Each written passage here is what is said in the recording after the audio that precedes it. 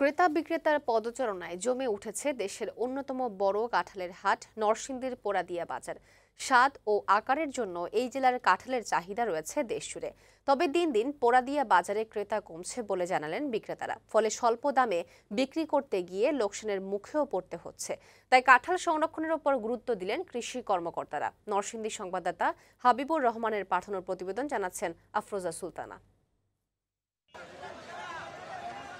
সকাল থেকে ক্রেতা বিক্রেতার হাঁকডাকে মুখর নরসিংদীর বেলাবু উপজেলার পাটুলি ইউনিয়নের পোড়াদিয়া বাজার। কাঁঠাল কেনার জন্য ঢাকাসহ দেশের বিভিন্ন প্রান্ত থেকে পাইকারি ব্যবসায়ীরা শতবর্ষী এই বাজারে ভিড় করেন। প্রতিদিন বিক্রি হয় 10 থেকে 12 হাজারের বেশি কাঁঠাল।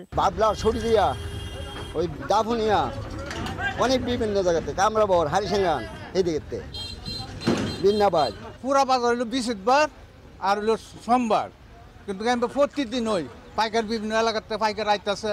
বৈশাখ থেকে বেচাকিনি হয়, শ্রাবণ ভাদ্র মাস পর্যন্ত বেচাকিনি চলে।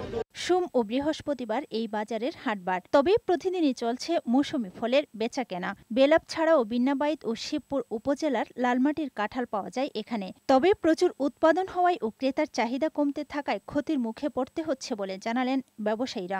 গত বছর ছিল 1 টাকা 150 টাকা, এই বছর তো আপনার কাঁঠালের দাম কম। এমন বাগানের মধ্যে আমরা কাঁঠাল নষ্ট করে এলাম। বাজারে মনে করেন অজস্র উঠে কাস্টমার পাই না। আমাদের পুরাদিয়া কাঁঠালের আজকে দুরবস্থার মূলত একটা কারণ বাইরের ব্যাপারীর উপর আমরা নির্ভরশীল।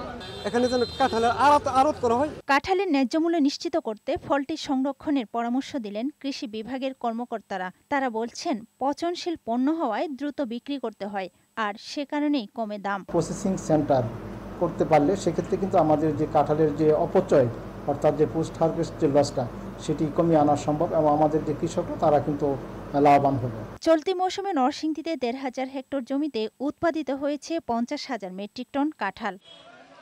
ডেস্ক রিপোর্ট, বৈশাখী সংবাদ।